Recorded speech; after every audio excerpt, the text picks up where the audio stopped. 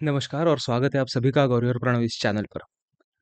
अब सोच रहे होंगे कि इस बार कौन-सा बुक रिव्यू लेकर आएँगे या फिर इस बार ये कौन-सी किताब है जिसको हमने टेम्पलेट में देखा है या फिर थंबनेल में देखा है जिसकी बात हो रही है। तो इस किताब का नाम है never split the difference by Chris Voss. ये मुझे मेरे कंपनी में जो मेरे दोस्त हैं उन्होंने मुझे रेफ़र करी थी किताब ये कि ये तुम ज़रूर पढ़ना, ये अच्छी किताब है। लेकिन जब इस किताब को मैंने पढ़ा, जब मैंने इसे समझा, तो मुझे ये रियलाइज़ हुआ कि ये किताब सिर्फ़ मेरे लिए या फिर सिर्फ़ गिने-चुने लोगों के लिए नहीं है, ये किताब हर किसी के लिए जो शायद कुछ बोल नहीं पाता। दरअसल में मैं कभी सेल्फ हेल्प बुक्स पढ़ता नहीं हूँ या फिर मैं उसे रिव्यू भी नहीं करता हूँ क्योंकि सेल्फ हेल्प बुक हर किसी का नज़रिया होता है। सिखाने वाले का भी खुद का नज़रिया है, समझने वाले का भी खुद का नज़रिया है, आप उसमें ज़्यादा कुछ बता नहीं सकते। लेकिन ये एक ऐसी किताब है जो सेल्फ हेल्प भी है, एक उस इंसान की खुद की एक्सपीरियंस से मिली नॉलेज की भी किताब है। सीखना चाहो तो आप बहुत कुछ सीख भी सकते हो और दुनिया को समझना चाहो तो बहुत कुछ ये किताब पढ़कर समझ भी सकते हो। ये किताब किस बारे में है तो अ, बहुत बार ऐसा होता है ना कि यार आपको बोलने की हिम्मत नहीं होती या फिर बोलने की क्षमता नहीं होती।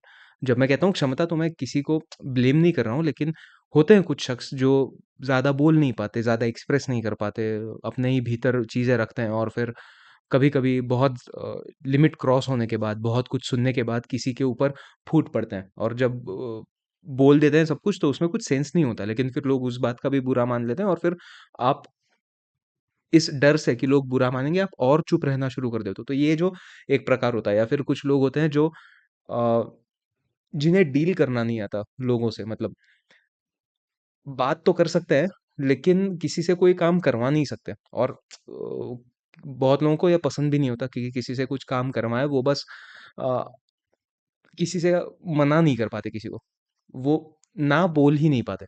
तो ऐसे लोगों के लिए ये किताब बहुत मददगार साबित होगी। अ, अगर आपको ये समझ में नहीं आता कि सामने वाला बातों-बातों में हमसे क्या करवा रहा है या फिर क्या उगलवा रहा है या फिर क्या गेम्स खेल रहा है, ये अगर आपको समझ में नहीं आ रहा ना, तो ये किताब आपके लिए बहुत ज़्यादा ज़रूरी है और बहुत हेल्पफुल भी है आपको। सिर्फ़ ज़रूरी नहीं है, आप उससे सीख भी सकते हो, उसमें एक्सरसाइज़ेज़ भी दिए हैं थोड़े बहुत, तो वो एग्ज़ाम्पल के साथ बताएँ तो आप उसे रिलेट भी कर पाओगे। ये किताब है किस बारे में? तो ये किताब है नेगोशिएशंस के बारे में।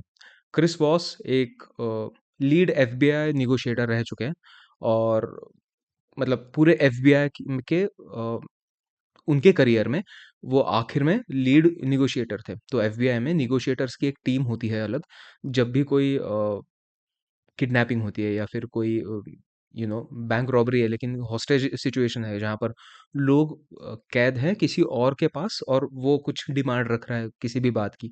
तो ऐसे सिचुएशंस में नेगोशिएटर की अलग टीम उनसे नेगोशिएट करती है और फिर उनसे इनका एम होता है कि उस शख्स से, उस इंसान से होस्टेजेस को बिना नुकसान किए निकलवाना, कम से कम पैसे या फिर टू बी वेरी फ्रैंक पैसे दिए बगैर। तो ये लीड नेगोशिएटर का जॉब उन्होंने कैसे किया जबकि वो कोई साइकोलॉजिस्ट भी नहीं है, तो फिर वो उनके एक्सपीरियंस से उन्होंने क्या-क्या सीखा। फिर वो जब क्लासेस लेते हैं तो उस क्लासेस में एनरोल होने वाले लोग, उस उनमें पढ़ने वाले लोगों ने बाद में किन-किन फैकल्टीज़ में, किन-किन सब्जेक्ट्स में उसका इस्तेमाल किया और क्या-क्या किया। तो जब क्रिस वॉस ने ये किताब लिखी तो वो बोल रहे हैं कि भले मैं नेगोशिएटर हूँ, लेकिन जीवन में हर एक मोड़ पर आप भी नेगोशिएट ही कर रहे हो किसी और से। या तो आप किसी को इमोशनली कुछ बताना चाहते हो, प्रैक्टिकली कुछ बताना चाहते हो, शायद कॉर्पोरेट लाइफ़ में कोई आपसे नेगोशिएट कर रहा है, लेकिन अगर आप कम्युनिकेशन कर रहे हो किसी से, तो वो नेगोशिएशन ही है और ऐसे में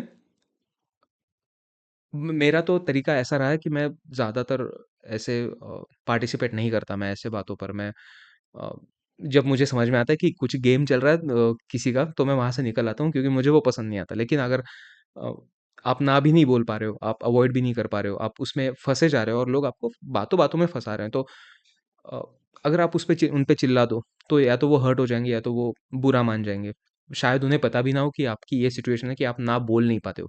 मेबी वो आपके ना बोलने का भी फ़ायदा उठा रहे हैं। तो ऐसे में ये जो तरीके हैं जो उन्होंने इस बुक में बताएँ कि ऐसे कैसे आप एक्सप्रेस कर सकते हैं सामने वाले को हर्ट किए बिना, सामने वाले को या फिर उसके ईगो को भी हर्ट किए बिना, उसे बुरा वो बुरा भी नहीं मान पाएगा जिस तरीके से आप उसे पूछ रहे हो, लेकिन आप दूर भी रह सकते हो या फिर आप आपकी बात भी मनवा सकते हो। तो ये जो नेगोशिएशन का स्किल है या फिर अ, अभी विद द रनिंग एज जहाँ पर एआई बहुत चल रहा है, सब लोग बोलते हैं कि इमोशनल क्वोशंट होना is the only skill which can make you survive in any of the corporates jobs और in general in any field. तो ऐसे में उस इमोशनल इंटेलिजेंस को, इमोशनल क्वोशंट को कैसे इस्तेमाल किया जा सकता है, आपकी लीडरशिप को कैसे इस्तेमाल किया जा सकता है, या फिर आप कैसे वो एनहांस कर सकते हो। तराशने की बात होती है ना कभी-कभी कि आपको आता सब कुछ है लेकिन आप ना ढंग से बोल पा रहे हो, ना कर पा रहे हो। तो ये जो अ, डिफ़रेंस है, ये कवर कर सकते हो आप इस किताब से। ये किताब बहुत यूज़फुल लगती है मुझे, उन सब के लिए जो एक्सप्रेस होना चाहते हैं सही तरीके से, ऐसे तरीके से कि सामने वाला आपकी बात मान ले। या फिर अगर सामने वाला आपको उनकी बात मनवा रहा है तो आप उससे दूर रह सकें। तो ये किताब उस लिहाज से बहुत यूज़फुल है। इसमें उन्होंने 9 चैप्टर्स दिए हैं। आखिरी-आखिरी में बहुत ज़्यादा प्रैक्टिकल इम्प्लीमेंटेशन कैसे किया जा सकता है इसके एक एग्ज़ाम्पल और एक्सरसाइज़ेज़ हैं। बीच-बीच में वो स्टेप बाय स्टेप कि इसके क्या तरीके हैं, क्या हो सकते हैं, कितने प्रकार हैं। आप कैसे उन्हें बोल सकते हो, बता सकते हो। अगर नहीं तो फिर तो इन सब में आपको इस बुक की बहुत सहायता होगी, आपको बहुत हेल्प मिलेगी। इसमें उन्होंने बहुत तरीके से स्टेप बाय स्टेप वो आपको फाइनल चैप्टर तक और फाइनल एक्सरसाइज तक लेके जाते हैं। ऐसा नहीं है कि वो उन्होंने बीच में ही कुछ बता दिया या फिर बीच में ही कुछ ऐसा बता दिया जो आप समझ नहीं पा रहे हो। उनके एक्सपीरियंसेस या फिर उनके क्लास में जो लोग पढ़ चुके हैं, उनके एक्सपीरियंसेस ये लोग बीच-बीच में उन्होंने बहुत स्पेसिफिकली मेंशन किए हैं स्टेप बाय स्टेप, ताकि आपको वो एग्ज़ाम्पल से भी समझ में आए और एग्ज़ाम्पल्स बहुत सिंपल हैं। साधारण एग्ज़ाम्पल्स हैं जिसमें कोई भी ऐसा नेगोशिएट नहीं कर रहा है, फिर जान की बाज़ी नहीं ले रहा है, उनका कोई भी जो स्टूडेंट है। लेकिन वो इस तरीके से समझा रहा है या फिर इस तरीके से सामने वाले को बात बता रहा है कि सामने वाला कोई उन्हें ना नहीं बोल सकता। या फिर अगर ना बोलना है तो फिर जो बात करने जा रहा है वो डिसाइड करेगा कि सामने वाला कब ना बोलेगा। लेकिन फिर सामने वाले को भी ये फ़ील होना चाहिए कि he is the driver of this car. तो अ, उन्होंने बहुत सारे टर्मिनोलॉजीज़ इस्तेमाल किए हैं कि लेबलिंग क्या होता है या फिर रिपिटेशन ऑफ सेंटेंस क्या होता है, कब इस्तेमाल करना चाहिए, कैसे इस्तेमाल करना चाहिए, उससे क्या होगा, उससे सामने वाले को क्या भरोसा मिलेगा, नहीं मिलेगा। और फिर उनके हॉस्टेज सिचुएशंस भी जिसमें से उन्होंने बहुत कुछ सीखा है। तो फिर वो सिचुएशंस क्या थे, सामने वाले की मेंटालिटी क्या थी, उस वक़्त सामने वाले की सोच को कब अज़्यूम करना चाहिए, कब अज़्यूम नहीं करना चाहिए, ये सारी बातें उन्होंने बहुत आसान शब्दों में बताई है। तो अगर आप समझ सकते हो या फिर अगर आप चाहते हो कि आप ऐसा कुछ समझें, आप ऐसा कुछ सीखें, तो आप ये never split the difference by Chris Voss ज़रूर खरीदें और पढ़ें इसे। मैंने इसका रिव्यू अभी तक तो कहीं पढ़ा नहीं है, तो फिर मुझे लगता है कि ये बहुत कम लोगों ने देखी हुई या फिर समझी हुई चीज़ है, जो बहुत ज़रूरी है। आपको अपने आप को सेफ रखने के लिए एक तरीके से जब आपको किसी से इंटरैक्ट करने की, किसी से इंटरव्यू लेने की, इंटरव्यू करने की नौबत आती है या फिर नेगोशिएट करने की नौबत आती है, तब खुद का हक माँगना भी हर किसी को नहीं आता। तो ऐसे में आप इस किताब से बहुत कुछ सीख सकते हो और उसे लाइफ़ में इम्प्लीमेंट कर सकते हो। तो ये किताब मैं आपको ज़रूर रेफ़र करूँगा।